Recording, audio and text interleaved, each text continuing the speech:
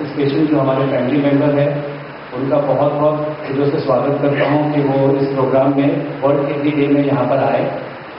और मैं आपको पेशेंट इसलिए नहीं देता कि आप हमारे फैमिली मेम्बर हैं, क्योंकि ये एक इदारा है जो हर एक स्कीम जो चलाता है वो इस तरह चलाता है कि वो हम हर एक बेनिफिशरी को हमारे फैमिली मेम्बर समझ के चलाते हैं। तो हम आप सबका स्वागत करते हैं दिलों दिल से कि आप लोग इस संडे के दिन इस वर्ल्ड किडनी डे प्रोग्राम में आए हैं। मैं हमारे डॉक्टर साहब जो एज ए स्पीकर और लास्ट ईयर भी आए थे, डॉक्टर भोटे साहब का भी तहे दिल से स्वागत करता हूँ। And I appreciate that he has taken his time out to come the second year to address the patients here, the families here. I also request my chairman of the organization, Dr. A. Qureshi, the president, and the other distinguished committee members, like Salman Kardane sir, Altaf sir, to please come on to the dais so that we can start the program. Dr. Sir, please.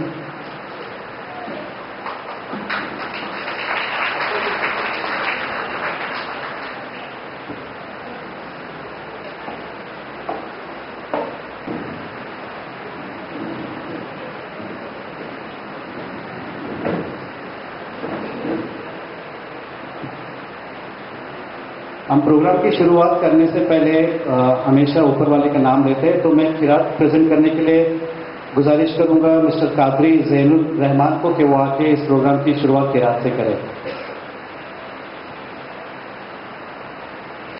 अस्सलामु अलैकुम वरहमतुल्लाहि वबरकातुहू। औज़ुबिल्लाहि मिनश शैतानिर रजीम, बिस्मिल्लाहिर रहमानिर रहीम। अल्हम्दुलिल्लाहि रब्बिल आलमीन, अर्रहमानिर रहीम, मालिकि यौमिद्दीन, इय्याका नअबुदु व इय्याका नस्तईन, इहदिनस सिरातल मुस्तकीम, सिरातल लज़ीना अनअमता अलैहिम, गैरिल मग़दूबि अलैहिम वलद्दॉल्लीन। आमीन। Thank you Zainab. ये world kidney day को आगे बढ़ाते हुए मैं गुजारिश करूंगा कि हमारे फैमिली मेंबर्स में से 2 मेंबर ने एक प्रेयर सॉन्ग तैयार किया है, तो मैं गुजारिश करूंगा राशिद बेग और सुरेश जैन साहब का कि वो आए और वो प्रेयर सॉन्ग हमारे सामने पेश करें।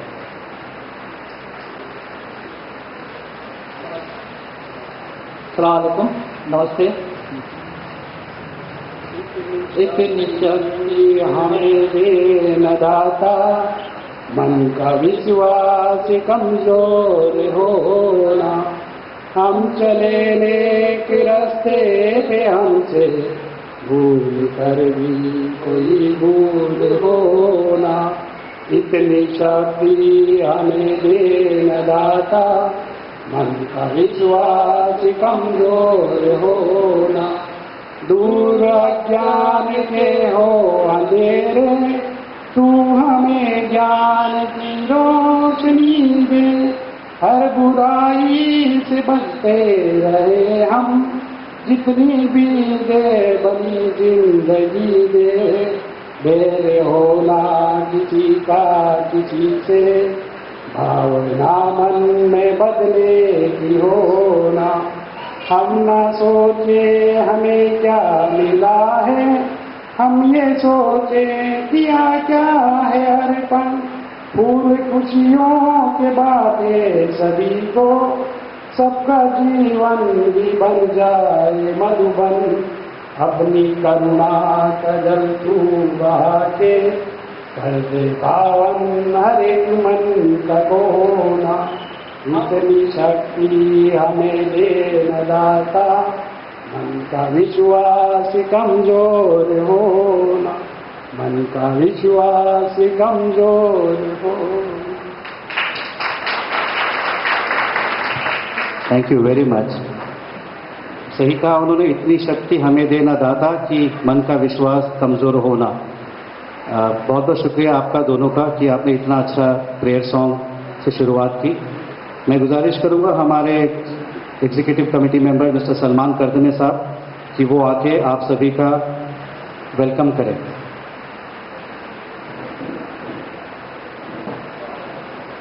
मैं डॉक्टर बुर्के साहब जो हमारे चीफ गेस्ट भी है और आपको डिटेल आने वाले भी हैं रिगार्डिंग डायलिसिस और किडनी और हर मेडिकल टर्म्स में जो भी आपके फायदे के लिए जो भी रहती है वो चीज़ें आपको बताएंगे।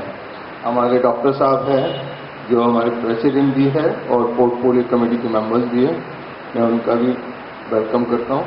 और अल्ताफ साहब हैं जो हमारे कमेटी मेंबर्स हैं, और सभी आप लोगों का भी इस्तेमाल करता हूं कि आप लोग ने इंटरेस्ट दिखाया इसका और इसका पूरा फायदा उठाए, उसके लिए मैं आपका शुक्रगुजार हूँ, वेलकम करता हूँ।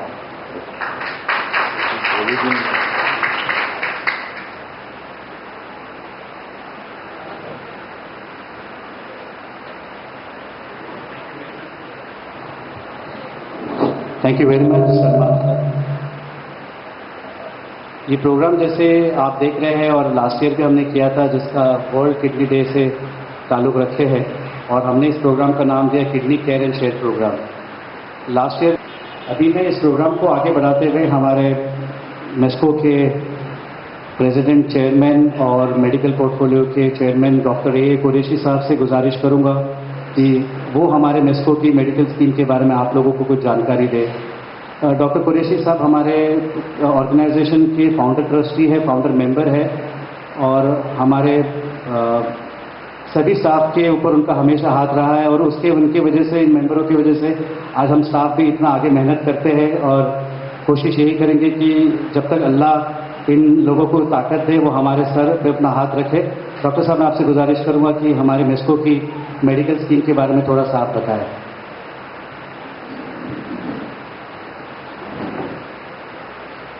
अस्सलाम वालेकुम। पहले तो मैं हमारे बीच जो डॉक्टर संदीप बैठे हैं उनका तहे दिल से शुक्रिया अदा करना चाहता हूँ कि स्पेशलिस्ट होकर उनके दिल में इतना दर्द है अपने मरीजों के लिए कि संडे की तो अमूमन छुट्टी होती है, आज वो हमारे बीच आकर हमको उनकी जो एक्सपीरियंस है और हमें जो जानकारी मिली है किडनी के बारे में, तो आज उन्होंने फैसला किया कि आज संडे मेस्को के नाम। बहुत बहुत शुक्रिया Sanjay, very very thank you for all for this kind gesture. मेस्को आप जानते हैं कि एक ऐसा इदारा है, पिछले 47 साल से हमारा मकसद एक ही है, वो है कि किस तरह से गरीबों का, जिन लोगों को खुदा ने इतना माल और अपॉर्चुनिटी नहीं दी है कि वो अपना म्यार ऊंचा कर ले, उन लोगों को किसी तरह से हेल्प करके उनका म्यार बढ़ाएं ताकि उनकी ज़िंदगी बेहतर हो। इनफैक्ट जो मेस्को का लोगो है उसमें ये लिखा है कि make a better tomorrow, helping people to make a better tomorrow, यानी कल अच्छा होना चाहिए। एजुकेशनल स्कीम है ताकि लोगों को तालीम दी जाए, तो तालीम से वो खुद मुख्तार हो जाते हैं, अपने पैरों पे खड़े हो जाते हैं। मेडिकल स्कीम्स हैं, एक मेडिकल स्कीम है हाई कॉस्ट मेडिकल एड, जहाँ पर जो बड़े बड़े ऑपरेशन होते हैं हार्ट के और दीगर जो ऑपरेशंस हैं उनमें मदद दी जाती है। एक स्कीम है जनरल मेडिकल एड, जिसमें 6 महीने का जो भी ज़रूरत है मरीज की दवा की वो दी जाती है। और एक ये स्कीम है जहाँ पर 2 किस्म की स्कीम में है कि एक सस्टेन डायलिसिस होती है कि हमेशा जिंदगी भर डायलिसिस की मदद दी जाती है, और दूसरा वो 6 महीने का जो डायलिसिस का प्रोग्राम है वो दी जाएगा। मैं अपने दिल से बात कह रहा हूँ, हम लोग मेस्को में अपने आप को खुशकिस्मत समझते हैं कि हम लोगों को अल्लाह ने ये तौफीक दी है कि हम आपकी मदद करें। ये हमारी खुशकिस्मती है कि हम आपकी सेवा करते हैं। हम इसको ऐसा नहीं समझते कि हम किसी को दे रहे हैं, ये आपका हक है, हम तो सिर्फ एक इंस्ट्रूमेंट है बीच में जिसके थ्रू ये आपकी तक पहुंचता है। हमारे यहाँ ये कहा जाता है लोगों से जो हमारे यहाँ काम करते हैं कि जो आपका दरवाजे में दस्तखत दे वो आपका मेहमान है, और उसके साथ जो आपका सलूक है वो इतना बेहतरीन होना चाहिए कि उसको जैसा लगे कि मैं अपने घर आ गया। मैं उम्मीद करता हूं कि आप लोगों में जो नर्सों से मदद ले रहे हैं डायलिसिस के लिए, उनके साथ यही रवैया पेश किया गया होगा। मुझे पूरा यकीन है मेरे स्टाफ पर कि इतने सालों से अभी तक मेरे पास कोई ऐसी शिकायत नहीं आई कि इस बंदे ने हमको ये ऐसा कहा, क्योंकि ये समझते हैं कि एक तो गुर्बत और ऊपर से बीमारी, ये दो कॉम्बिनेशन जो है अल्लाह किसी को न दे। मैं डॉक्टरों में जानता हूं, मैंने पिछले 40 साल से मैं प्रैक्टिस में हूं, और मैं एक ऐसे एरिया में प्रैक्टिस करता हूं जहां पर मिडिल क्लास और लोअर मिडिल क्लास लोग रहते हैं, कुछ लोग अपर क्लास के भी रहते हैं उस जगहों पर। कि कितना मुश्किल होता है कि आदमी अपनी रोजी रोटी कमाए, अपने बच्चों की परवरिश करे, उनको एजुकेशन दे, और फिर अचानक फैमिली में किसी को किडनी फेल हो जाए। मैं समझता हूं कि ये स्कीम को और बढ़ावा देना चाहिए, क्योंकि आजकल जो मैं देख रहा हूं प्राइमरी केयर जो मैं प्रैक्टिस करता हूं, जनरल प्रैक्टिस उसको कहते हैं, वहां पर किडनी के केसेस काफी आ रहे हैं, और खासकर बच्चों में आ रहे हैं। अब मैं समझता हूं कि डॉक्टर जी आपको और इन्फॉर्मेशन देंगे कि ये शायद मेरे ख्याल से ये बच्चों में जो किडनी फेल हो रही है ये शायद ड्रग रिलेटेड है। वो बच्चों को कुछ ज्यादा दवाएं मिलती हैं और इसकी वजह से इनको किडनी डैमेज हो रहा है। हो सकता है कि हमारे जो ग़िज़ा है उसमें मिलावट है, और उस मिलावट की वजह से जो केमिकल्स हैं वो डैमेज कर रहे हैं किडनी को। हो सकता है वो भी एक कारण हो सकता है उसका। लेकिन हमको सबको ये पता होना चाहिए कि किडनी फेल जब ही होती है जब उसके ऊपर डैमेज होता है, जब वो या तो कोई इन्फेक्शन हो गया, या तो उसके ऊपर कोई ड्रग का इफेक्ट आ गया, या बीमारी जैसे डायबिटीज है आपको या हाइपरटेंशन है, उसकी वजह से ये किडनी पे बर्म आ जाता है और किडनी आहिस्ते आहिस्ते फेल होने लगती है। आपका जो ग़िज़ा है बहुत इंपॉर्टेंट है। डॉक्टर साहब आपको बताएंगे आपकी ग़िज़ा कितनी इंपॉर्टेंट है, आपके लिए किस चीज़ से परहेज करना है वो बहुत इंपॉर्टेंट है, वो भी बताएंगे आपको। और फिर ये सोचना कि आपको किडनी का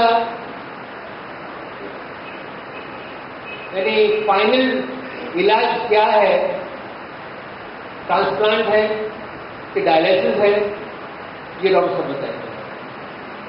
आप लोगों में जो आपके रिश्तेदार हैं उनको मोटिवेट होना चाहिए, उनको ये सोचना चाहिए कि अगर हम किडनी डोनेट करते हैं उनको तो हो सकता है कि डायलिसिस से छुटकारा मिले। तो ये भी है आपकी तरफ से एक मुहिम शुरू होना चाहिए लोगों में, सोसाइटी के अंदर, कि ऑर्गन डोनेशन बहुत इंपॉर्टेंट है, और जो लोग अपना ऑर्गन किसी और को देते हैं समझ लीजिए वो एक नई जिंदगी उसको देते हैं। इसी के साथ मैं आप लोगों का फिर से शुक्रिया अदा करना चाहता हूँ कि आप लोग यहाँ आए, और आज जब जाएंगे बाहर यहाँ से तो काफ़ी आपके पास तालीम इल्म होगा किडनी के बारे में, उसके केयर के बारे में। और ऐसे जो इदारे हैं हमारे मैस्को जैसे और भी बहुत से इदारे हैं जो आप लोगों को सस्टेन करते हैं, आपके डायलिसिस को सस्टेन करते हैं। आप उन लोगों के लिए दुआ कीजिए कि वो कायम रहे और ये अच्छा काम आगे और बढ़े। बहुत बहुत शुक्रिया।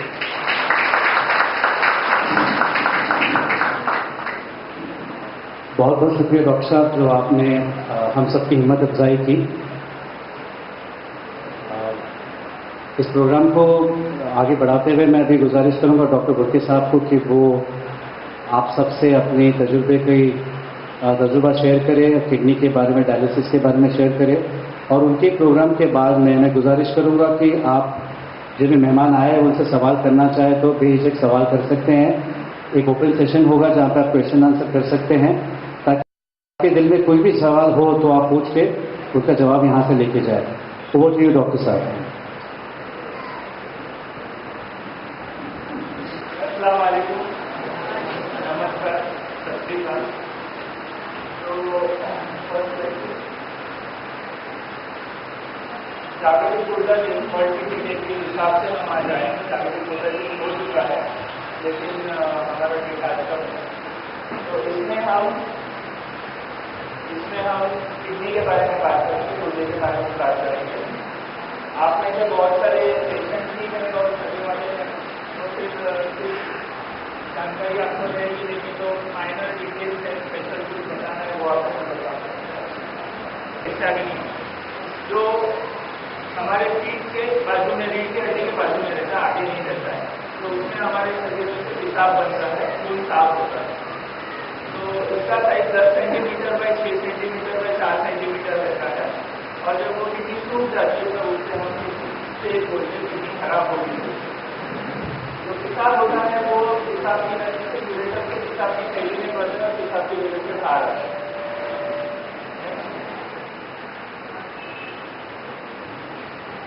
जो किडनी का फिल्टर है, छाछनी जो फिल्टर है, उसको नेफ्रॉन बोलते हैं, ग्लोमेरुलस बोलते हैं।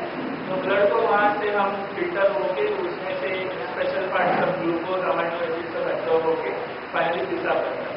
पेशाब जो बनता है वो मिनट का 1 ml रहता है, तो 24 घंटे में 1440 ml में 1.5 लीटर से 2 लीटर पेशाब बनता है। तो 1.5 से 2 लीटर पेशाब हम नॉर्मल आदमी जिसका क्रिएटिन नॉर्मल है, किडनी नॉर्मल है, तो 1.5 से 2 लीटर पेशाब दिन का तैयार करते हैं।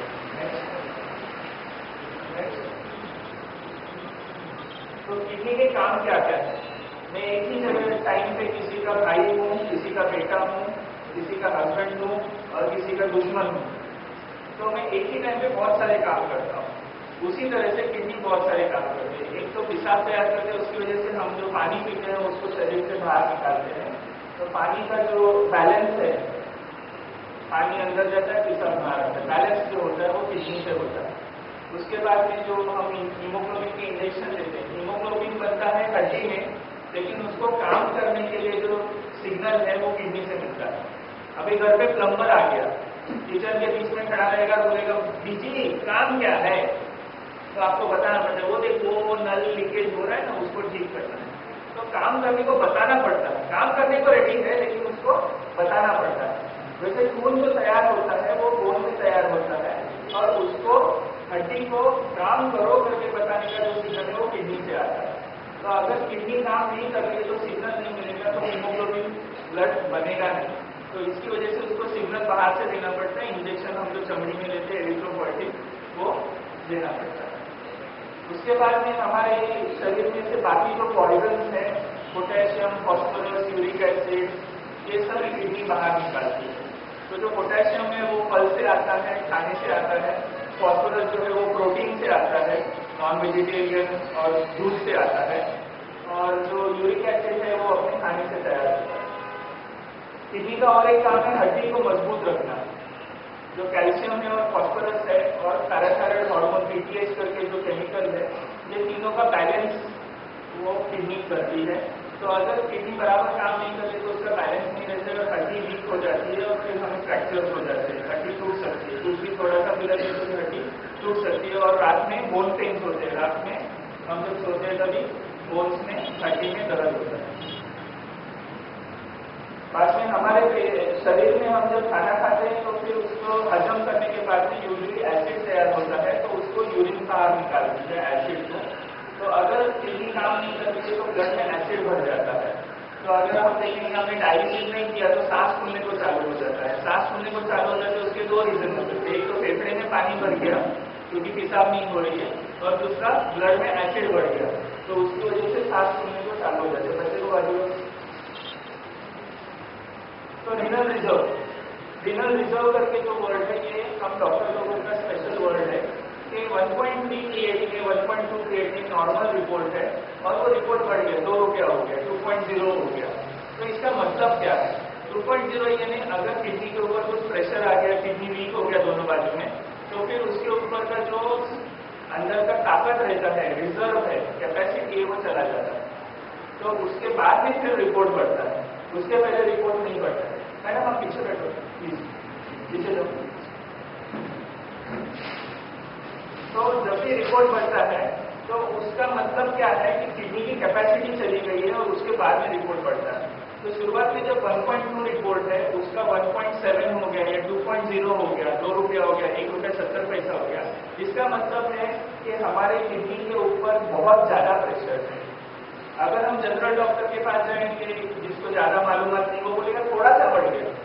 ये थोड़ा सा नहीं बढ़ा है, 50% किडनी का जो कैपेसिटी है वो कम हो गया, उसके बाद में रिपोर्ट बढ़ता है। यानी ये बहुत प्रॉब्लम वाली चीज है। अगर हमारा क्रिएटिनिन 8 रुपए से 9 रुपया हो गया, यानी 1 रुपया से बढ़ गया, 8 रुपया से 9 रुपया हो गया, 1 रुपया से बढ़ गया, तो भी डॉक्टर दूसरे को ज्यादा टेंशन नहीं आएगा। लेकिन 1 रुपया 20 पैसा का 1 रुपया 70 पैसा हो गया, 50 पैसा बढ़ गया, तो डॉक्टर भूलके को टेंशन आएगा, क्योंकि कैपेसिटी चला गया है। 8 रुपए का 9 रुपया हो गया, वो तो किडनी पहले से काम नहीं कर रही है। लेकिन 1 रुपया 30 पैसा जो अच्छी किडनी थी, वो 1 रुपया 70 पैसा, यानी वो 50% से कम काम करने को चालू हो गया, या यानी खराब हो रहा है, तो वो बहुत टेंशन वाली बात है। तो किडनी चेक कैसे करते हैं? पेशाब के डॉक्टर है तो पेशाब चेक करेंगे, कल्चर करेंगे, यूरिन में कुछ इंफेक्शन है क्या देखेंगे, 24 घंटे यूरिन में कोई प्रोटीन जा रहा है क्या देखेंगे, किडनी का कैपेसिटी क्रिएटिनिन क्लियरेंस करके रिपोर्ट करता है वो देखेंगे, सोनोग्राफी देखेंगे। सोनोग्राफी में अगर किडनी का साइज छोटा हो गया, 8 सेंटीमीटर से छोटा है, यानी वो किडनी दोनों बाजू में वीक है, काम नहीं कर रही है, तो फिर हम उसको वीक किडनी बोलेंगे और उसको हम डायलिसिस के बारे में बताएंगे। अगर वो किडनी डायबिटिक पेशेंट है, डायबिटीज है उसको पेशेंट को, और वो किडनी दिखने को अच्छा है लेकिन क्रिएटिनिन बढ़ गया, तो भी वो किडनी को वीक बोला जाता है। ऐसा पेशेंट को हम बताते हैं कि किडनी दिखने को अच्छा है लेकिन काम नहीं कर रहा है। अभी बहुत बार झगड़े हो जाते हैं, जो सोनोग्राफी के डॉक्टर है वो सोनोग्राफी करते रहते हैं, बाजू में पेशेंट है, सोनोग्राफी चालू है, और डॉक्टर को पेशेंट पूछता है कैसा है मेरा सोनोग्राफी, तो सोनोग्राफी डॉक्टर बोलता है कि पेशेंट को के किडनी अच्छा है, इसका मतलब है दिखने को अच्छा है, लेकिन उसका क्रिएटिनिन तो 5 है, यानी किडनी काम नहीं कर रहा है। मैडम आपका बेटा बहुत आवाज कर रहा है, पीछे मुझे डिस्टर्ब हो रहा है, पीछे लास्ट। तो प्लीज जाओ ना मैडम, मेरा लेक्चर रुक गया।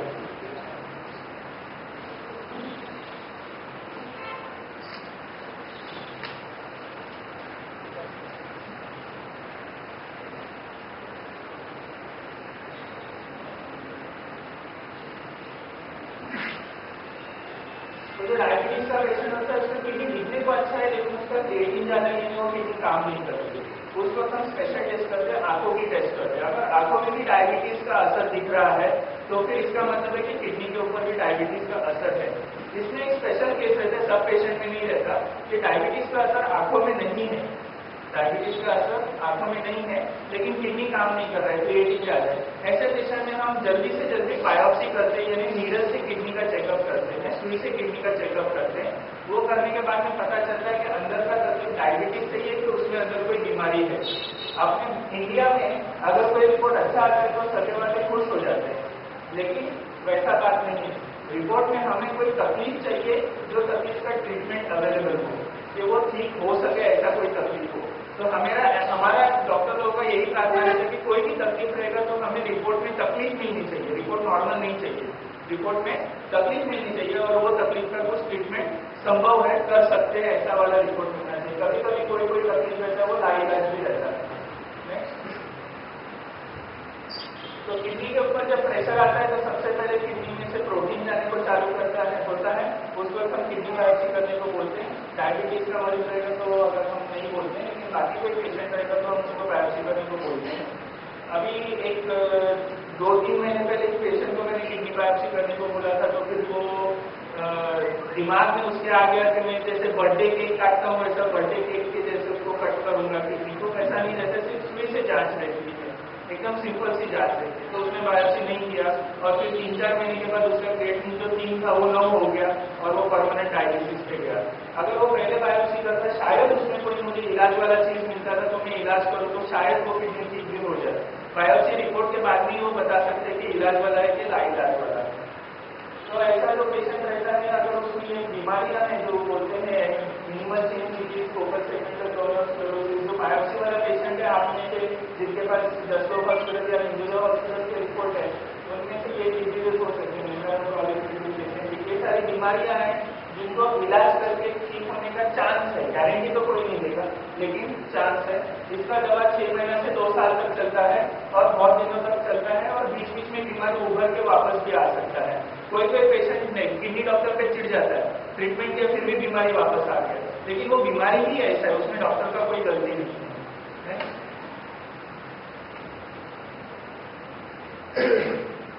जो किडनी की इन्फेक्शन है, ये भी एक किडनी की बीमारी है। जो बार बार किडनी के इन्फेक्शन होते हैं वो औरतों में ज्यादा होते हैं, क्योंकि पेशाब की जगह और औरत की जगह बाजू बाजू में रहती है, तो इन्फेक्शन औरत की जगह में से पेशाब की जगह में जाता है। तो जो यूरिन इन्फेक्शन होता है, पेशाब में जलन होती है, उस वक्त औरत की जगह का स्पेशल टेस्ट जो पैप्समियर बोलते हैं उसको भी हम करने को बोलते हैं। और जो किडनी का इन्फेक्शन बार बार होता है और वो ऊपर जाए किडनी में, तो उसे पाइलोनेफ्राइटिस बोलते हैं। पाइलोनेफ्राइटिस का जो ट्रीटमेंट है वो बहुत दिनों तक चलता है। सिंपल यूरिन इन्फेक्शन जो पेशाब की जगह में इन्फेक्शन है वो 5 दिन 7 दिन का रहता है, लेकिन अगर ऊपर किडनी में इन्फेक्शन चढ़ गया, जैसे ऊपर खांसी और नीचे निमोनिया है, अंदर तक गया, तो फिर उसका ट्रीटमेंट 21 दिन तक इंजेक्शन देते हैं और फिर 3 हफ्ते तक हम टैबलेट देते हैं। यानी टोटल हम लोग 1 महीना से 1.5 महीना तक उसका ट्रीटमेंट करते हैं। पेशेंट को 2 दिन में अच्छा लगता है, पेशेंट चालू हो जाता है, मुझे घर जाना है, मेरा बच्चे का स्कूल है, मेरी बहू का अभी डिलीवरी होने वाला है, वगैरह वगैरह। लेकिन वो सब बात ज्यादा इंपॉर्टेंट नहीं है, आपका खुद का जान ज्यादा इंपॉर्टेंट है, क्योंकि एंटीबायोटिक अगर आधा ट्रीटमेंट हुआ तो फिर एंटीबायोटिक का रेजिस्टेंस हो जाता है, एंटीबायोटिक नेक्स्ट टाइम काम नहीं करेगा। तो इसकी वजह से पूरा ट्रीटमेंट किया मैं छोड़ता ही नहीं, कुछ भी हो जाए मैं आपको छुट्टी ही नहीं देता, ठीक होने के बिना मैं छुट्टी देता नहीं।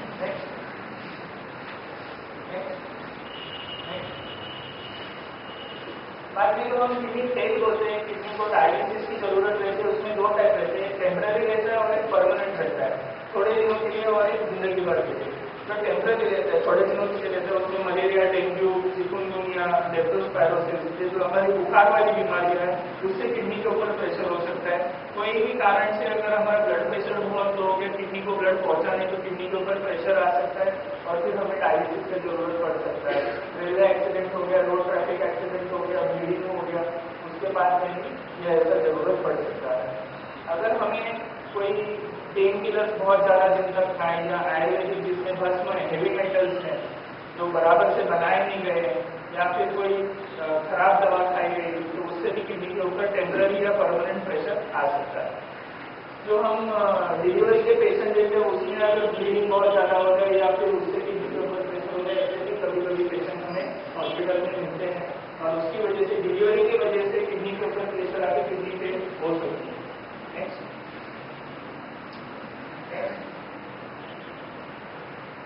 तो जो किडनी फेल जो बोलते हैं वो एक पार्ट है, लेकिन किडनी के ऊपर प्रेशर डायबिटीज की वजह से, ब्लड प्रेशर की वजह से, पेन किलर्स की वजह से या स्ट्रोक की वजह से, ये सब भी किडनी की बीमारियां हैं, तो इसकी वजह से भी किडनी के ऊपर प्रेशर आ सकता है। ऐसा कहा जाता है कि अगर हम लोग नॉर्मल लोगों के बीच में जाए तो उनमें से 100 में से 10 लोगों को कुछ ना कुछ किडनी की बीमारी रहती है, या तो स्टोन रहता है, या तो इन्फेक्शन रहता है, या फिर डायबिटीज से किडनी के ऊपर असर, ऐसे सब प्रॉब्लम्स होते हैं। तो इसकी वजह से जो किडनी के पेशेंट है उसकी संख्या बहुत ज्यादा लोग हैं जिनको किडनी के प्रॉब्लम्स हैं। तो किडनी में हम लोग डायलिसिस यूनिट में जाएंगे तो सबसे ज्यादा डायलिसिस किसको लगता है? डायबिटीज पेशेंट को लगता है। सबसे ज्यादा डायबिटीज पेशेंट को लगता है। अगर 10 पेशेंट डायलिसिस में तो उसमें से 6 से 7 डायबिटीज के मरीज रहेंगे, बाकी के ब्लड प्रेशर और स्टोन के या पेन किलर वाले पेशेंट रहेंगे, जिसकी वजह से किडनी पूरा फेल हो गया और वो लोग डायलिसिस पे। तो जो इंडिया और पाकिस्तान है इनको सबको स्टोन गिफ्टेड है, भगवान ने, अल्लाह ने सबको स्टोन दिए, पत्थरी दे दिए। बाकी और कहीं दुनिया में ऐसा सबको पत्थरी मिली नहीं। तो जो पत्थर दिल बोलते हैं वैसे पत्थर किडनी लोग हमारे इंडिया और पाकिस्तान में भरे। तो ऐसे लोगों को हम लोग जब बोलते हैं कि कुछ किडनी का तकलीफ है तो डॉक्टर के पास जाकर नहीं, पानी पीने को बोला है मेरे को मामू ने बोला पानी पियो। ऐसा करके वो सोनोग्राफी नहीं करते, चेकअप नहीं करते और उसके बाद भी प्रेशर बढ़ के किडनी खोखला हो सकता है। इसकी वजह से जब भी आपको कोई भी स्टोन का तकलीफ रहेगा तो सोनोग्राफी करना चाहिए, और उसके बाद में उसका हर एक साल में एक बार सोनोग्राफी करते रहना चाहिए कि अंदर क्या हुआ। क्योंकि स्टोन कभी कभी अंदर से तकलीफ नहीं देता, पेन नहीं देता, इसका मतलब ये नहीं कि वो चला गया, वो अंदर के अंदर किडनी को खोखला कर सकता है और उसकी वजह से किडनी खराब हो सकता है। मैंने एक लड़की देखी थी 24 साल की, उसका शादी नहीं हुआ था, उसको यूरोसर्जन डॉक्टर ने देखा था। यूरोसर्जन डॉक्टर ने बोला कि आपको डीजे स्ट्रिंग यानी स्प्रिंग दिखाना पड़ेगा, स्प्रिंग दिखाना पड़ेगा। ये बोलने के बाद उनको घर पे बैठो काकू थे कि काका थे कि मामू थे, उन्होंने बोला कि पानी पियो, और उसने जो ट्रीटमेंट बोला था सर्जन ने वो किया नहीं, और 1 साल के बाद में उसका दोनों किडनी फेल हो गया और उसका क्रिएटिन 4 हो गया और उसका शादी भी नहीं हुआ। अभी 4 क्रिएटिन वाली बिन शादी वाली लड़की के साथ शादी कौन करेगा? किडनी फेल पेशेंट के साथ शादी कौन करेगा? अगर वो 1 साल पहले ट्रीटमेंट करती थी तो उसका क्रिएटिन तब 1.2 था, तो 1.2 इन्हें नॉर्मल किडनी फेल होती। तो उसके बाद में अभी आगे क्या हुआ मुझे मालूम नहीं, कि वो वापस मेरे पास आई नहीं, लेकिन मेरे हिसाब से अभी तक तो शादी उसका हुआ नहीं रहेगा। नेक्स्ट, तो जब भी हम किडनी पेशेंट होते हैं, किडनी पेशेंट हमारे जैसे किडनी डॉक्टर के पास आता है तो हम उसका डायबिटीज कंट्रोल करते हैं, ब्लड प्रेशर कंट्रोल करते हैं, पेन किलर बंद करते हैं, आयुर्वेदिक भस्म बंद करते हैं, भस्म वाली चीजें जो हेवी मेटल्स होते हैं वो वाली बंद करते हैं, और उसके बाद में उसका calcium, phosphorus, uric acid, potassium, ये सब जो बाकी चीजें वो देखते हैं। और जो हेपेटाइटिस बी का जो पीलिया जो खून में रहता है उसका वैक्सीन यानी टीका देते हैं, पीलिया न हो इसके लिए टीका देते हैं, तो वो डबल डोज में रहता है। ये जब हम करते हैं तो फिर जो डायबिटीज होने वाला रहता है वो थोड़ा सा डिले हो जाता है, पोस्टपोन होता है, बाद में होता है। अगर इस टाइम पे मुझे पेशेंट मिला और मैंने उसका थोड़ा सा ट्रीटमेंट किया, थोड़ा चेकअप किया और थोड़ा सा दवाई बराबर से किया और जो थोड़ा सा बरतेज किया, तो उसके बाद में उसका डायबिटीज डिले होता है, लेकिन डायबिटीज रोक नहीं सकते। जिसका किडनी वीक है वो कभी ना कभी तो डायबिटीज पे जाएगा। कोई एक हाथ पेशेंट रहता है वो बोलता है आप ऐसा बोलते कि मेरा किडनी बाद में मुझे फेल होएगा और मैं बाद में डायलिसिस पे जाऊंगा, लेकिन हर एक किडनी डॉक्टर डायलिसिस करता है, हर एक किडनी डॉक्टर किडनी बदली करता है, ट्रांसप्लांट करता है, यानी कोई भी किडनी डॉक्टर के पास वो अमृत नहीं है कि किडनी को रिवर्स कर सके। जो टेम्पररी किडनी फेल वाले पेशेंट है वो अलग है, लेकिन परमानेंट किडनी फेल वाले पेशेंट हमेशा के जो डायलिसिस वाले वो अलग है। नेक्स्ट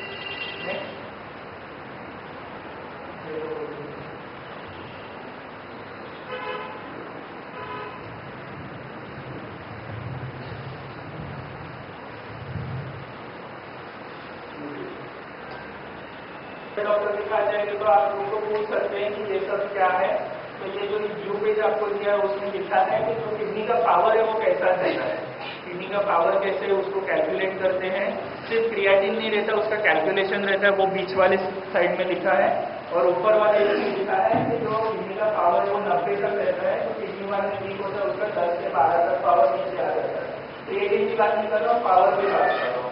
उसके बाद में जो हमारा डायलिसिस जो रहता है वो 15 पावर के नीचे लगता है, फिस्टुला जो है वो 30 पावर के नीचे बनाना चाहिए। फिस्टुला को डिले करके बात नहीं करूंगा, देखूंगा मैं जरा गांव से एक आदमी है उससे मैं बात करूंगा, ये सब नहीं करना चाहिए। तो डॉक्टर बोलते हैं फिस्टुला बनाना चाहिए, क्योंकि फिस्टुला में ताकत आने को भी 1.5 महीना 2 महीना जाता है। और जो आपके जनरल डॉक्टर है उनके लिए बाकी आईसीयू में क्या करना चाहिए वगैरह वो सब इन्फॉर्मेशन इस ब्लू पेज में।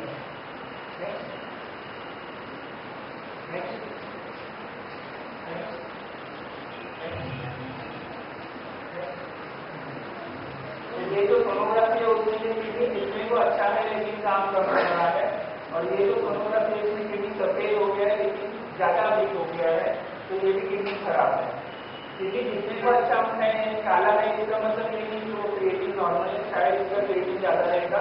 अगर हमें किडनी डॉक्टर को लगे कि ये किडनी ठीक होने का चांस है तो हम उसका बायोप्सी सुई से जांच करते हैं, उसमें शायद हमें पता चले कि कोई इलाज वाला चीज है कि ये लाइलाज है।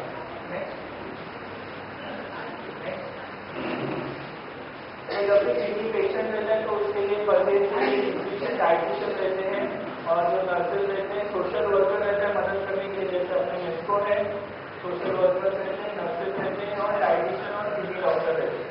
तो हम लोग सब मिलकर पेशेंट की मदद करते हैं और पेशेंट की जिंदगी अच्छी जाए, जितना ज्यादा अच्छे से जी सके वो हम देखते हैं।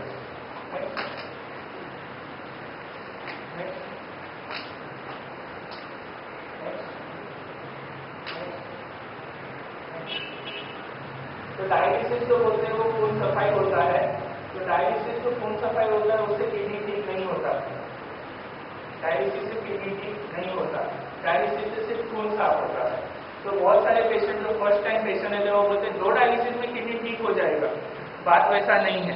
अगर आपका मलेरिया, डेंगू या फिर ब्लीडिंग की वजह से किडनी के ऊपर प्रेशर आ जाए तो ठीक हो सकता है। तो जब आप डायलिसिस करेंगे तो किडनी को सपोर्ट मिलता है और तो मलेरिया ठीक हो जाएगा, डेंगू ठीक हो जाएगा, ब्लीडिंग के लिए हमने ब्लड चढ़ा दिया, उसके बाद में ब्लड प्रेशर नॉर्मल हो गया, उसके बाद में फिर किडनी अपने आप अंदर से ठीक हो जाएगा एंटीबायोटिक से, सलाइन से। उसके बाद में फिर डायलिसिस किडनी काम करने को चालू होगा और डायलिसिस धीरे धीरे जरूरत नहीं पड़ेगा और डायलिसिस बंद हो जाएगा। डायलिसिस से डायरेक्टली किडनी ठीक नहीं होता, डायलिसिस से ब्लड साफ होता है। जैसे मलेरिया का पेशेंट को हमने क्रोसिन किया तो फिर बुखार उतर गया, लेकिन इसका मतलब ये नहीं कि मलेरिया चला गया। वैसे डायलिसिस से खून साफ होता है, लेकिन जो अंदर का मर्ज है, किडनी का जो तकलीफ है वो ठीक नहीं होता। ये मेरे भगवान है, mister John Michael Dalter, Nair hospital के चीफ डायलिसिस टेक्नीशियन है, अभी भी उधर काम करते हैं। तो बाई चांस कोई नायर हॉस्पिटल में जाएंगे तो उन्होंने इनको देखा रहेगा। मेरे हिसाब से ये भगवान है, खाना पीना छोड़ के पेशेंट की सेवा करते हैं। 24 घंटा नहीं 25 घंटा इनका काम करेंगे, लेकिन पेशेंट को कोई तकलीफ नहीं होती।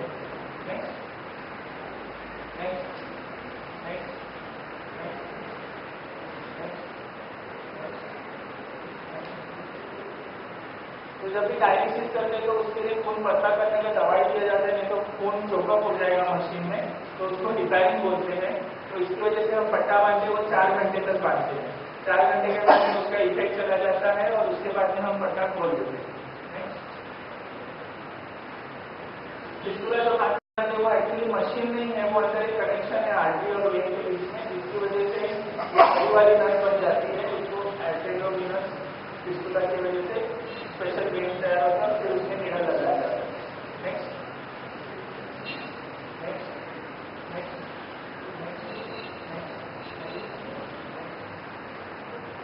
कभी कभी कोई पेशेंट रहता है कि जिसके फिस्टुला तैयार नहीं होते, फेल हो जाते हैं, तो वो हो भी सकता है 10% पेशेंट में फिस्टुला तैयार नहीं होता है या फिर फेल हो जाता है, तो फिर उनको पेट का डायलिसिस, पेरिटोनियल डायलिसिस भी बताया जाता है। पेरिटोनियल डायलिसिस में दवा वाला पानी पेट में पेशेंट खुद से भरता है, दिन में 3 बार उसको निकाल के नया पानी भर देते हैं दवा वाला, उससे डायलिसिस अंदरूनी होता है। ये खून का डायलिसिस नहीं है, ये पेट का डायलिसिस है, दवा वाला पानी पेट में भरा जाता है, तो इसको पेरिटोनियल डायलिसिस बोलते हैं। लेकिन ये ब्लड डायलिसिस से थोड़ा महंगा भी है और उसके लिए पेशेंट को खुद को सब साफ सब दूसरे एनवायरमेंट में अच्छे क्लीन रूम में, साफ रूम में इसको करना पड़ता है, तो सेपरेट रूम लगता है। तो वो तो हमारे बम्बई में एक सेपरेट रूम तो 2 करोड़ का हो गया, तो वो तो है। तो उसकी वजह से इंडिया में, बॉम्बे में तो ये पॉसिबल नहीं है।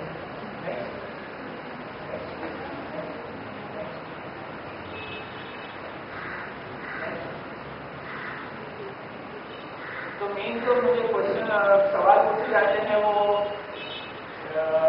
परहेज के बारे में पूछे जाते हैं। तो किडनी पेशेंट है तो वो डायलिसिस पे जाते हैं तो उसकी किडनी वीक रहती है, तो धीरे धीरे किडनी पूरा फेल हो जाती है और पेशाब बनती नहीं है, पेशाब शून्य हो जाती है, कुछ भी पेशाब नहीं बनती। जब पेशाब नहीं बनती है तो उसको हम पानी कम पीने को बोलते हैं, तो उसका वजन 2 डायलिसिस के लिए 4 किलो 5 किलो बढ़ जाता है। तो इस तरह से पानी एकदम बंद करने को बोलते हैं। तो अगला सवाल पेशेंट पूछता है, लेकिन मुझे प्यास बहुत लग रही है, इतना बाहर गर्मी है और आप बोलते पानी नहीं पीने का, कैसा करो? तो फिर बर्फ का छोटा टुकड़ा मुंह में रख सकते हैं जिससे प्यास कम लगे। तो पानी कम पीने का या फिर बर्फ का टुकड़ा मुंह में रखने का, उससे हमें पानी कम रहेगा तो वजन कम बढ़ेगा। जो खाना हजम होता है उससे भी पानी बनता है, इसकी वजह से हमारा वजन बढ़ता है। तो पेशेंट बोलता है, अरे मैंने तो पानी पिया नहीं, तो 4 किलो वजन बढ़ा के दे। तो खाना हजम होता है, उसकी वजह से फिर हमारे शरीर में से वजन बढ़ता है, पानी तैयार होता है। अगला सवाल जो हमें हमेशा पूछा जाता है कि परहेज क्या किया जाए। तो जो हमारे पेशेंट्स हैं, बहुत सारा अगर नॉनवेज खा रहे हैं तो फिर उनको नॉनवेज कम खाने को बोलते हैं, लेकिन जो डायलिसिस पे है वो नॉनवेज थोड़ा कम मात्रा में खा सकते हैं, पूरा बंद करने का जरूरत नहीं है। डायलिसिस वाले पेशेंट को किडनी का काम मशीन दे रहा है, इसकी वजह से जो कुछ तैयार हो रहा है, हजम होकर पॉइजन तैयार हो रहा है, वो मशीन साफ कर रहा है। जिसकी वजह से फास्ट फूड खा के कुछ फायदा नहीं, थोड़ा सा नॉनवेज खा सकते। किडनी ट्रांसप्लांट जो है वो सबसे बेस्ट है किडनी पेशेंट के लिए। अगर वो 60 साल से कम उम्र के हैं, 50 साल 40 साल के अगर पेशेंट है तो हम उनको बोलते हैं कि ट्रांसप्लांट करना चाहिए। अभी वो बहुत सारे रिलेटिव सगे वाले हमको पूछते हैं कि उसका गारंटी क्या है, लेकिन अगर आप शादी करेंगे तो आपका तलाक हो सकता है, अगर आप पेट से तो आपका बच्चा गिर सकता है, अबॉर्शन हो सकता है। जिंदगी में कोई भी चीज़ का गारंटी नहीं है, तो फिर ट्रांसप्लांट का गारंटी कहाँ से पूछेंगे? इसके लिए जो अच्छी चीज़ है, जो होनी चाहिए, करनी चाहिए, वो करना चाहिए। क्योंकि ट्रांसप्लांट जब करते हैं तो उसके बाद में आपको डायलिसिस से छुटकारा हो जाता है और आप नॉर्मल जीवन कर सकते हैं। थोड़ा आपको साफ सुथरा रूम लगता है और दूसरे के इन्फेक्शन से बचना पड़ता है, लेकिन वो अच्छी बात है कि अगर आप ट्रांसप्लांट करते हैं। अगर घर में कोई करने वाला नहीं है, जो देने को तैयार नहीं है, तो फिर जो एक्सीडेंट पेशेंट का लिस्ट है उसमें आप नाम लगा सकते हैं। मैं नानावती हॉस्पिटल और सर्वेलेंस हॉस्पिटल में आपका नाम डाल सकता हूँ एक्सीडेंट पेशेंट के लिस्ट में।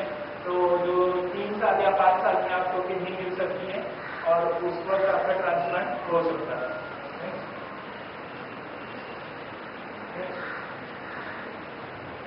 जब हम ट्रांसप्लांट डायलिसिस यूनिट में जाते हैं तो फिर जो नर्सेस काम करते हैं, डायलिसिस टेक्नीशियन जो मशीन चलाते हैं वो काम करते हैं, तो उसको हम देखते हैं कि वो लोग ग्लोव्स पहनने चाहिए, बिना ग्लोव्स के काम नहीं करना चाहिए। और एक पेशेंट को हाथ लगाया, उसका जब ब्लड वाला काम किया, उसी हाथ से दूसरे पेशेंट को हाथ नहीं लगाया। ये आप एक ध्यान रखिएगा, क्योंकि उससे फिर इन्फेक्शन स्प्रेड हो सकता है ब्लड का। तो हमारी किडनी पेशेंट जो है डायलिसिस से जो है उनके लिए स्पेशल ट्रीटमेंट क्या रहता है? एक तो हीमोग्लोबिन खून बढ़ाने वाला इंजेक्शन रहता है एरिथ्रोपोएटिन, और आयरन का इंजेक्शन, लोहे का इंजेक्शन, काला इंजेक्शन जो रहता है वो रहता है। बाद में कैल्शियम को बढ़ाने वाला विटामिन डी का टैबलेट रहता है, फॉस्फोरस कम करने वाला रहता है। परहेज के डॉक्टर से थोड़ा परहेज लिखते हैं, लेकिन बहुत ज्यादा परहेज का जरूरत डायलिसिस पेशेंट को नहीं रहता है। नेक्स्ट बाकी हमारी जो बीमारियां हैं, ब्लड प्रेशर है, डायबिटीज है, हार्ट की तकलीफ है, ये सब की जो ट्रीटमेंट है वो सब वैसे ही चालू रखते हैं और उसको स्ट्रिक्टली कंट्रोल करते हैं। जो मेरे पास एक येलो पेज है उसमें हम दिखाते हैं कि जो पेशेंट्स को महीने में एक बार क्या टेस्टिंग करना चाहिए, 3 महीने में एक बार क्या टेस्टिंग करना चाहिए। तो जो मेरे पेशेंट्स हैं उनको मैं लिख के देता हूँ, आपके डॉक्टर आपको लिख के देंगे कि महीने में एक बार टेस्टिंग क्या करना चाहिए, 3 महीने में एक बार टेस्टिंग क्या करना चाहिए। बहुत टाइम हम डायलिसिस यूनिट में जाते हैं तो रिलेटिव और पेशेंट बोलते हैं साहब आज कच्चा पानी नहीं है, मैं नेक्स्ट वीक में करता हूँ, और वो नेक्स्ट वीक आता ही नहीं। तो वैसा नहीं होना चाहिए। महीने में एक बार तो सिंपल टेस्टिंग और 3 महीने में एक बार स्पेशल टेस्टिंग ब्लड का और पेशाब का होना चाहिए।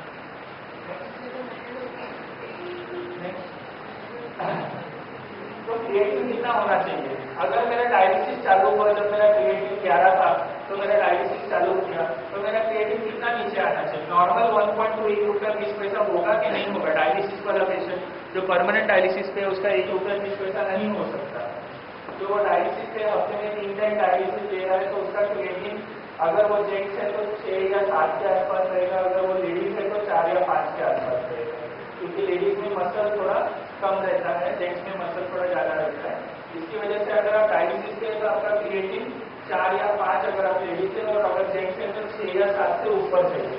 एकदम ही कम अगर क्रिएटिन है, इसका मतलब कि आपके शरीर में पॉइजन का प्रोडक्शन नहीं हो रहा है, बन ही नहीं रहा है पॉइजन, यानी आपकी ताकत नहीं है।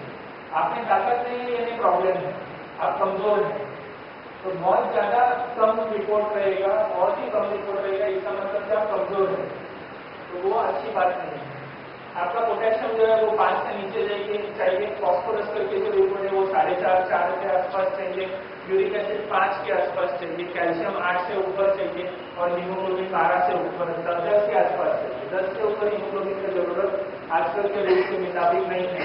अगर 10 से ऊपर आपका हीमोग्लोबिन है तो एरिथ्रोपोएटिन का इंजेक्शन बंद करते हैं और सिर्फ आयरन का इंजेक्शन महीने में एक बार चालू करते हैं। नेक्स्ट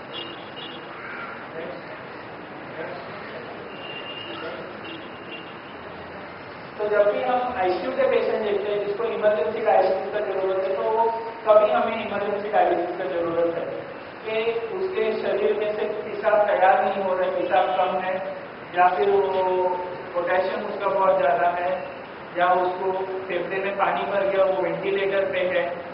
अगर ऐसी सब चीजें तो उसको इमरजेंसी डायलिसिस का जरूरत रहता है। अगर कोई पेशेंट की सांस अटक गई और डॉक्टर बोलते हैं कि उसको वेंटिलेटर का जरूरत है, तो हम लोग क्या बोलते हैं? उसका जान बचाइए लेकिन कर दीजिए। वैसे ही अगर डॉक्टर आपको बोलते हैं कि उनका किडनी फेल हो गया, किडनी काम नहीं कर रहा है, किडनी कमजोर हो गया और उसको डायलिसिस का जरूरत है, तो वो जो डायलिसिस होता है वो जान बचाने के लिए होता है। तो जो जान बचाने के लिए डायलिसिस है वो करना चाहिए। मेरे वो मामू आएंगे इलाहाबाद से फिर वो बताएंगे, ऐसा डॉक्टर को नहीं बताना। क्योंकि डॉक्टर सोच समझ के आपको बताते हैं कि क्या जरूरत है, क्या इमरजेंसी है और जिससे आपकी पेशेंट की जान बच सकती है। नेक्स्ट तो मैं सर से गुजारिश करूंगा कि जरा माइक्रोफोन इंग्लिश में भेज दें अगर किसी को कुछ पूछना है।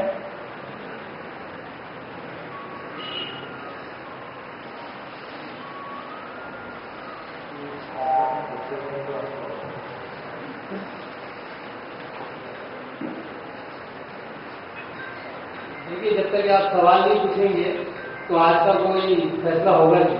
तो आप लोग सवाल पूछिए जो आपको जहन में है, डरिए नहीं, आप पूछिए, इनसे पूछिए, जवाब देंगे आप। बहुत जरूरी है, सब कुछ समझ में आ गया, बहुत जरूरी है। हाँ, पहला एक मिनट मैं मैडम एक मिनट मैं लाइक दूंगा, बुजुर्ग को पहला चांस दे। सर मैं हॉस्पिटल में था, 8 साल हो गया था मैं डायलिसिस पे हूँ। हाँ, ब्लड प्रेशर हाई होने से मेरा डायलिसिस चालू हो गया। पर मैं ये सोचती हूँ कि इतनी सारी दवाइयाँ मेडिसन डायलिसिस चालू है, तो क्या मैं ये सोचती हूँ कि एक ही दफे पैसा खर्चा हो या एक ही दफे हमको लोग को 1 लाख रुपया दे दे और हम अच्छे हो जाए? क्या ऐसा नहीं है?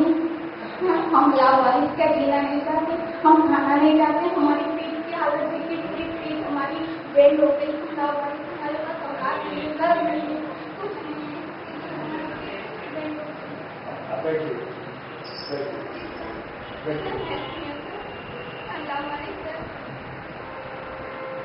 जिस दिन कोई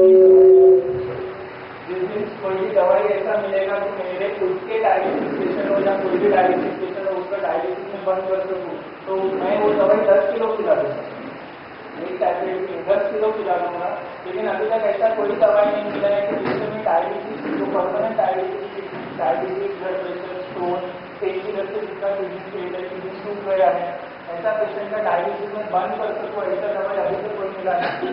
टीवी में एडवर्टाइजमेंट अभी भी आते हैं, वर्षों का वो एक डॉक्टर है वो बहुत बड़ी बड़ी बातें करता है, लेकिन जो भी डायलिसिस पे वो अभी भी डायलिसिस पे है। ऐसा अभी तक हुआ नहीं है कि डायलिसिस वाला पेशेंट जो परमानेंट डायलिसिस वाला पेशेंट है उसका डायलिसिस बंद हुआ। तो जिस दिन मिलेगा मैं मेसो की तरफ से 10 लाख रुपया लेके 100 किलो मंगा के सबको इमीडिएटली बांट दूंगा।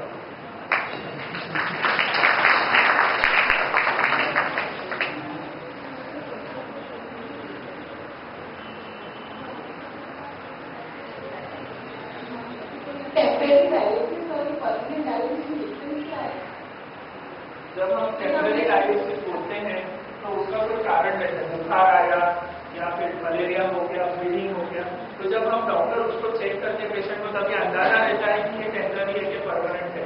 और सोनोग्राफी पे अगर किडनी अगर सूख गए तो वो परमानेंट डायलिसिस ही रहता है। अगर किडनी दिखने को अच्छा है तो शायद वो टेम्परेरी है, वो ट्रीटमेंट करके ही पता चलेगा। लेकिन किडनी सूखा हुआ है तो फिर वो आप जो है वो अगर डायलिसिस में 100 पेशेंट है तो उसमें से 7% से 10%, 7 से 10 पेशेंट ऐसे रहते हैं जिनका क्यों हुआ किडनी फेल वो पता नहीं चलता। तो वो उसको आप कितना भी ढूंढे, कितना भी चेकअप करें, क्यों किडनी सूख गया उसका कोई आंसर नहीं। लेकिन किडनी सूख गया ये परमानेंट डायलिसिस बस।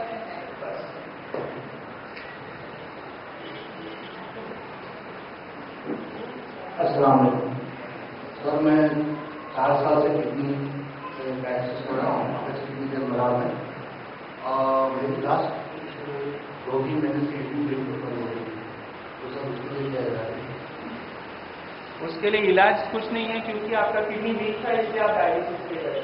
तो थोड़ा सा किडनी काम कर रहा था 2%, 5%, वो भी धीरे धीरे आपकी जो भी बीमारी थी, डायबिटीज था, ब्लड प्रेशर था या पेन किलर था, वो जो बाकी का जो उसमें ताकत था वो भी धीरे धीरे बंद हो जाता है और उसको जो रिजर्व कैपेसिटी वो पूरा 0 हो जाता है और हर एक डायलिसिस पेशेंट बाद में 0 यूरिन पे आ जाता है। तो उसका कुछ ट्रांसप्लांट अगर करेंगे आप तो फिर आपकी नॉर्मल किडनी जिसका 3 लीटर जितना तैयार करेगी। हमारे 24 साल से 1 साल से इसका डायलिसिस कर रहे हैं। और आगे अब 1 साल से ऐसा डायलिसिस चल रहा है। रास्ते में मलिका हॉस्पिटल में डायलिसिस कर लगे तो उसका कारण हुआ कि मेरे पास मैंने फैमिली डॉक्टर को दिखाया, मुझे गाइनिक डॉक्टर ने रात में 2 बजे हाथ उठा दिया तो आप लाया या ऊपर हॉस्पिटल है, उनका इंतजाम था।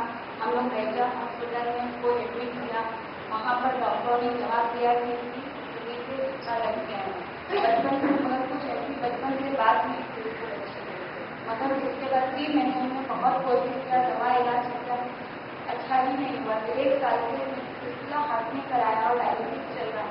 अब उसके पापा जो है उसका टेंशन लेके बड़ी सर्दी में चली, उसका डायलिसिस चल रहा है।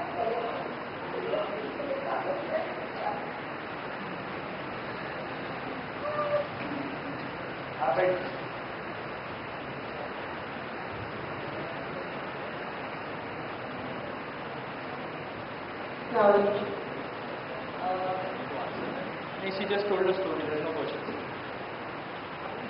डायलिसिस सब करवाते हैं, बस सबको ऐसा है कि हमको अच्छा होना है, डायलिसिस दवाइयाँ खाते हैं, बस कोई बोलता है कि आयुर्वेदिक मेडिसिन दो, होम्योपैथी मेडिसिन दो। अभी मैंने ऐसे केस देखा भी है जो जिसका क्रिएटिनिन 11 था, मतलब स्टार्टिंग से ही था, उसका एज कुछ 28-29 होगा वो आदमी का, और वो डायलिसिस से था और उसको पैरालिसिस भी हुआ, ठीक है। उसके बाद उसने होम्योपैथी मेडिसिन चालू किया और अराउंड 3 महीना हुआ, उसका अभी क्रिएटिनिन 3.5 है। तो होम्योपैथी और आयुर्वेदिक मेडिसिन हम लोग को देना प्रेफरेबल है या फिर उसके बाद साइड इफेक्ट होगा या क्या ऐसा जो क्वेश्चन। तो मैंने बोला कि टेम्पररी डायलिसिस करके भी एक पार्ट है, तो शायद आपका पेशेंट टेम्पररी डायलिसिस वाला ही पेशेंट था और उसका किडनी हाफ रिकवर हो गया है। तो अगर उसने बायोप्सी नहीं किया है तो मेरे हिसाब से उसने बायोप्सी करना चाहिए, नीडल से किडनी का टेस्टिंग करना चाहिए, क्योंकि जो इंग्लिश मेडिसिन है उससे जो किडनी के ऊपर टेम्पररी प्रॉब्लम है वो पूरा ठीक भी हो सकता है। अभी भी आपका पेशेंट का क्रिएटिन नॉर्मल 1.2 नहीं हुआ है, तो अगर उसका किडनी साइज दिखने को नॉर्मल है तो उसने बायोप्सी अर्जेंटली करना चाहिए। नहीं, मैं बोल रहा हूँ ना आपको कि उसको बायोप्सी करने का जरूरत है, किडनी का नीडल से टेस्टिंग करने का जरूरत है।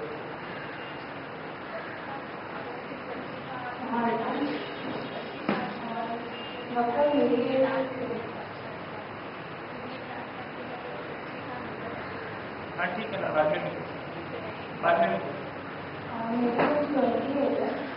मैं 7-8 महीने से डायलिसिस कराई और डॉक्टरों का कहना है 2-3 महीने पहले है और एक मुश्किल है उससे गई, लेकिन वो ऐसा वजह से काम बराबर है। अभी फिलहाल मुझे तो मैं मतलब अंग्रेजों को दवा देता और आगे भी मुझे यूरिन बराबर होता है, मतलब इतना भी नहीं हो रहा है कि डायलिसिस की जरूरत है, तो मैं क्या कुछ काम कर रहा है। जो हर एक डायलिसिस पेशेंट है उसको शुरुआत में थोड़ा यूरिन रहता है, भले वो क्रिएटिन 16 भी रहे, लेकिन वो यूरिन में क्वालिटी नहीं रहती, क्रिएटिन उसमें से बाहर नहीं निकलता। तो जो अगर आपको पेशाब थोड़ा हो रहा है तो आपका पानी पीने का मात्रा आप थोड़ा बढ़ा सकते हैं, क्योंकि आपका वजन ज़्यादा नहीं बढ़ेगा, लेकिन धीरे धीरे आपका यूरिन 0 हो जाएगा, धीरे धीरे आपका यूरिन 0 हो जाएगा।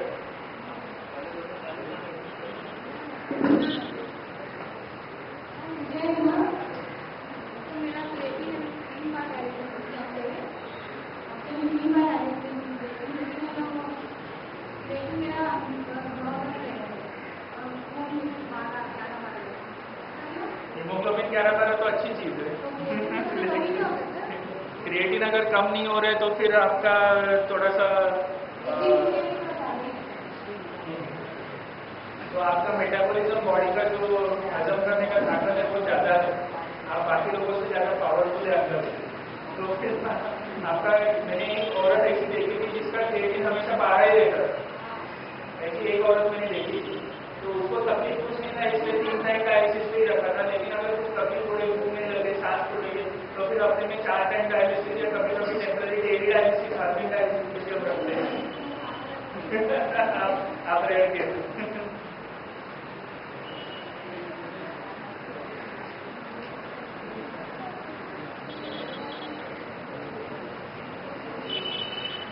यहाँ पर बहुत से लोग पूछ रहे हैं कि Ayurvedic treatment, homeopathic treatment, allopathic treatment और एक और ट्रीटमेंट भी है बाबा ट्रीटमेंट।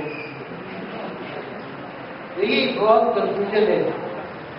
आप जैसे वो मैडम ने कहा ना, वो एक केस था, वो उनकी नॉलेज में एक केस था कि डॉक्टर साहब ने अभी एक्सप्लेनेशन दिया कि हो सकता है कि एक्यूट रीनल फेलियर हो, और वो उस वक्त नेचर ने खुद उसको रिकवर करा दिया। समझे? सबसे बड़ी बात यह है कि अभी भी कल के टाइम्स ऑफ इंडिया में एक आर्टिकल आया है जिसमें कहा गया है कि एक बहुत मशहूर मैगजीन है BMJ, ब्रिटिश मेडिकल जर्नल, उसमें एक आर्टिकल एक इंडियन में छापा है और उसके मुताबिक जो क्लेम होता है कि आयुर्वेद के अंदर परमानेंट इलाज है डायबिटीज का, वो कहते हैं कि ये आप दवा खा लें आप परमानेंट हो जाएंगे। तो उन्होंने कहा कि बिल्कुल गलत है। उसने रिसर्च किए और ये उसका कंक्लूजन है कि ये कोई परमानेंट ट्रीटमेंट है। आयुर्वेदिक में परमानेंट ट्रीटमेंट है ना, आयुर्वेदिक में है ना होम्योपैथिक में। ब्लड अगर आप दवा लेंगे तो आपका शुगर नॉर्मल रहेगा, आप दवा बंद कर देंगे शुगर शूट अप हो जाएगा। तो कहने का मतलब यह है कि हर चीज जो होती है, तो ये सब दुकानें खुली हैं, आप कंज्यूमर हैं, आपको फैसला करना चाहिए कि आपके लिए कौन से फायदेमंद चीज, और वो जब भी होगा कि आप अंधविश्वास से दूर रहें। अंधविश्वास जो है बिल्कुल हेल्थ को खराब कर देगा। तो मैंने बहुत से ऐसे केसेस देखे। मैं आपको एक मेरे दोस्त के बारे में बताऊं। मेरा दोस्त बहुत बड़ी कंपनी में GEC में काम करता था और उसको वो टीचिंग में था, टीचिंग में, और उसको एयरपोर्ट पे हार्ट का एक दौरा पड़ा। उसने मुझे फोन किया कि अगर मेरे को यहाँ के लोग कहते हैं कि हार्ट का है प्रॉब्लम, मैं क्या करूँ? मैंने बोला भाई चुपचाप आ जाए यहाँ। वो यहाँ आया, मैंने उसका एंजियोग्राफी कराई तो एक मेजर ब्लॉक था, लेकिन उसके जो मालदार आदमी था तो बहुत से लोग आने लगे उसके पास। किसी ने कहा कि नहीं, अहमदाबाद में एक बाबा है, वो हार्ट पेशेंट को इलाज करते हैं और उससे इलाज से परमानेंट इलाज हो जाता है। तो वो वहां गया, बाकायदा वहां पर उनका वो बाबा भी बहुत बेहतरीन तरीके से वो इलाज करते हैं। तो उन्होंने एक स्ट्रेस टेस्ट का एक नमूना वो रखा है, पेशेंट को कहते हैं कि चढ़ो तो उतरो 10 बार, और फिर बाद में कुछ उन्होंने पढ़ा, हाथ मारा उसके सीने पे, और फिर बाद में एक छोटा सा एक गोश्त का टुकड़ा उनके हाथ में था। उन्होंने कहा देखिए आपका एक प्लॉट ही आप ये हजरत आए मेरे पास कह रहे वो निकाल दिया उसने। मैं तो बड़ा हैरत में हुआ कि ये कैसे निकल गया। तो लोग यहाँ पर लाखों रुपए खर्चा करते हैं, यहाँ पर बाईपास कराते हैं, एंजियोप्लास्टी कराते हैं, तो ये तो बड़ा कमाल की चीज। तो मैंने उससे कहा कि भाई मैं ऐसा करूंगा कि मैं उस बाबा की जाके खिदमत करूंगा, और मेरी डिग्री जो MBBS की है मैं फाड़ के फेंक देता हूँ। और क्योंकि जो आदमी ऐसा करके इतना बड़ा प्लॉट निकाल सकता है, तो मैं समझता हूँ कि उससे अच्छी कोई बात नहीं हो सकती। तो मैंने कहा भाई तो एक काम कर, फिर से एंजियोग्राफी करा। फिर से एंजियोग्राफी हुई उनकी, वही प्लॉट वहीं बैठा था, फिर बाद में उन्होंने बाईपास कराया। तो ये अंधविश्वास की चीज है ना, ये बहुत से लोगों को बहुत हानिकारी ये चीज है। आप पहले अल्लाह पे भरोसा रखिए, वही अच्छा करता है। हम लोग तो एक इंस्ट्रूमेंट है, यह है कि सही इलाज होना बहुत जरूरी है। कोई भी बीमारी हो सही इलाज कराइए। इस चक्कर में ले आएंगे कि नहीं होम्योपैथी वाले कैंसर के पेशेंट को रखते हैं, सालों रखते हैं, और बाद में जो थर्ड स्टेज को पहुंच जाते हैं तो कहते हैं जाइए आप टाटा मेमोरियल जाइए। ये हाल है। तो हमारे हिंदुस्तान में ये हमारी बदकिस्मती है कि एजुकेशन नहीं है लोगों में, और जो अनएजुकेटेड होते हैं वो इस चीजों का शिकार हो जाते हैं। तो मैं कहूँगा कि ऐसे जो सम्मेलन होते हैं, ऐसी जो मीटिंग्स होती हैं, ये जानकारी के लिए आपको, जब भी मैंने कहा कि आप सवाल पूछिए ताकि डॉक्टर साहब आपको जवाब दें और आप एक सही रास्ता इख्तियार करें। ये बीमारी बहुत बुरी चीज है और इसका सही इलाज बहुत जरूरी है। तो मैं वही एक बात कहूँगा कि जब दवा खत्म हो जाती है तो दुआ करनी ही पड़ती है, वो तो मैं मानता हूँ। लेकिन अगर कोई पेशेंट डायलिसिस पे है और अगर उसका डायलिसिस कम हो जाता है या फिर उसका क्रिएटिन कम हो जाता है, इसका मतलब उसको कुछ प्रॉब्लम था जो टेम्पररी वाला था। तो ऐसे पेशेंट को बायोप्सी करना चाहिए, नीडल से किडनी का चेकअप करना चाहिए कि अंदर और कोई तकलीफ है तो अभी भी और ज़्यादा ठीक हो सकती है और शायद उसका क्रिएटिन कम हो। तो परमानेंट डायलिसिस अगर किडनी पूरा छूट गया है, वैसा वाला पेशेंट का डायलिसिस बंद नहीं हो सकता। ऐसे चमत्कार और करिश्मा हमने देखे नहीं है। जितने भी पेशेंट डायलिसिस पे वो आज भी डायलिसिस पे है। जिस दिन कोई भी दवा या दारू मिलेगा जो किडनी को पूरा ठीक कर सकता है, सूखा हुआ किडनी वाला पेशेंट का भी क्रिएटिन 1.0 कर सकता है, तो मैं गुजारिश करूंगा मेस्को से कि 10 लाख रुपए मुझे दे दे, मैं उसका 100 किलो दवाई लाऊंगा और सबको उसी दिन बांटूंगा।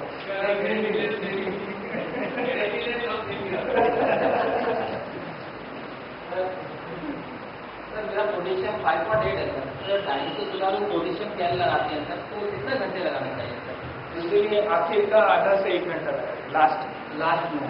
लेकिन मेनली आपका डाइटिशियन से मिलके पोटेशियम फ्री डाइट देखना पड़ेगा।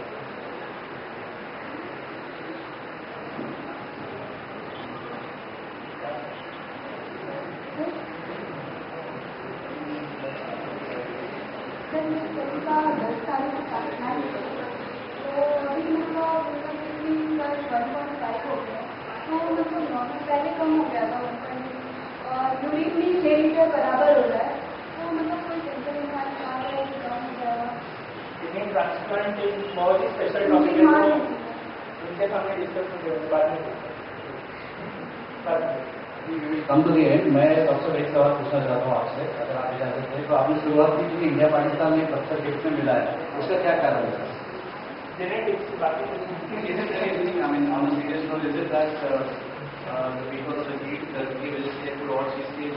जो अपना एनवायरमेंट है, अफ्रीका में भी उससे ज्यादा गर्मी, लेकिन अफ्रीका में पत्थर किडनी कोई नहीं है। वो अपना जीन्स जो है, पाकिस्तान और इंडिया सब एक ही आदम से बने हैं, तो उनका वाला जो आदम था पाकिस्तान और इंडिया वाला, उसके जीन्स में से सबको पत्थर किडनी।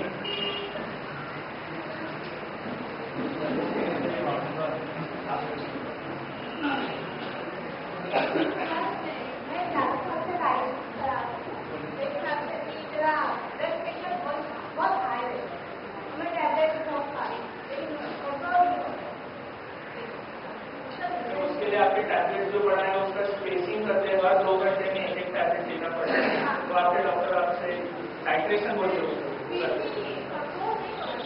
वो सब किडनी पेशेंट में प्रॉब्लम है। 220-140 और धीरे धीरे बात नहीं कर पड़ेगा। Last question.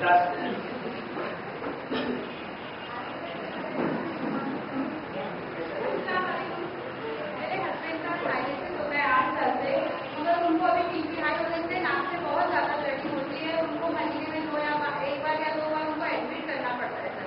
और डॉक्टर से पूछा तो डॉक्टर बोलता है हेपेटाइटिस आर्टिन की वजह से होता है, मगर अभी विदाउट हेपेटाइटिस के भी डायलिसिस दिया जा रहा है, तो फिर भी नाक से ब्लीडिंग बहुत ज्यादा होती है, तो उनका सीटी स्कैन करना पड़ेगा नाक की जगह।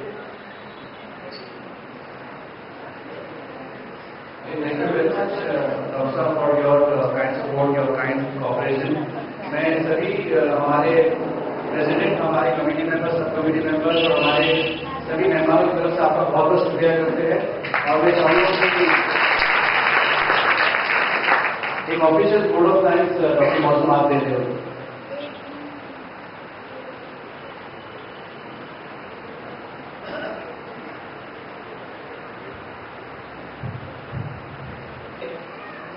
मैं एक बार फिर डॉक्टर रुके का बहुत बहुत तहे दिल से शुक्रिया अदा करता हूँ कि आज इतना प्रोडक्टिव सेशन हमने किया है यहाँ पर। और उम्मीद करता हूँ कि आप लोगों को आज की महफिल से फायदा हुआ हो। और ऐसा कोई हुआ हो तो डॉक्टर साहब हैं, उनके कार्ड है, उनका फ़ोन नंबर है, तो उनकी परमिशन से आप उनसे रब्ता कायम कर सकते हैं। उसमें जो भी प्रॉब्लम छोटे मोटे हैं वो कोशिश करेंगे कि उसका हल करें। एक छोटा सा तोहफा है आपकी तरफ से इनको, आपकी तरफ से, और आपकी दुआ में इनको याद रखिए कि डॉक्टर बुर्की की और अल्लाह इनको उम्र दे। ऐसे तो माशाल्लाह बहुत ही यंग नजर आते हैं, और उम्र दे और ये इनमें जज्बा पैदा करे कि किस तरह से गरीबों को मदद करें। जी, ये आपकी तरफ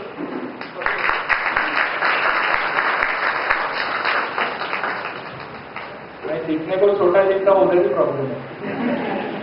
एक बार एक पेशेंट का सगे वाला मेरे ओपीडी के अंदर है और मुझे पूछा बड़े डॉक्टर किधर है, मैं बोला वही हूँ, बैठो।